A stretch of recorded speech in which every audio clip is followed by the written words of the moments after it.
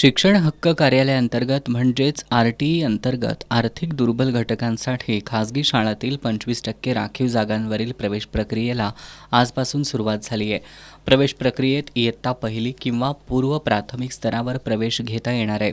शैक्षणिक वर्ष 2026-27साठी राज्यभरातील 8,650 स्वयंअर्थसहाय्यित आणि विना अनुदानित शाळांमध्ये 1,12,706 जागा प्रवेशासाठी उपलब्ध आहेत.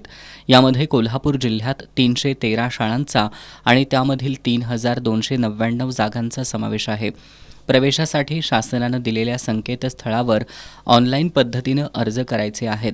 यासाठी 10 मार्चपर्यंतची मुदत देण्यात आली आहे. पालकांना अर्ज करताना 10 शाळांचा प्राधान्यक्रम नोंदवता येणार आहे.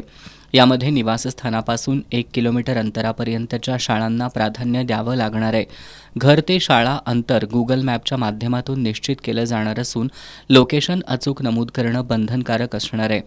अर्ज भरताना पालकांचे आधार कार्ड, बालकाचा जन्म दाखला, राहत्या पत्त्याचा पुरावा, उत्पन्नाचा दाखला, लागू असल्यास जात प्रमाणपत्र, लागू असल्यास दिव्यांग किंवा वैद्यकीय प्रमाणपत्र, भाड्याच्या घरात राहत असल्यास नोंदणीकृत भाडे करार आदी आवश्यक कागदपत्र लागणार आहेत. ऑनलाईन अर्ज प्रक्रिया पूर्ण झाल्यानंतर एकाच टप्प्यात ऑनलाईन सोडत काढून प्रवेशपात्र विद्यार्थ्यांची यादी, प्रतीक्षा यादी जाहीर करण्यात येणार आहे. पहिल्या फेरीतील प्रवेश पूर्ण न झाल्यास प्रतीक्षा यादीतील विद्यार्थ्यांना प्रवेशाची संधी दिली जाणार आहे.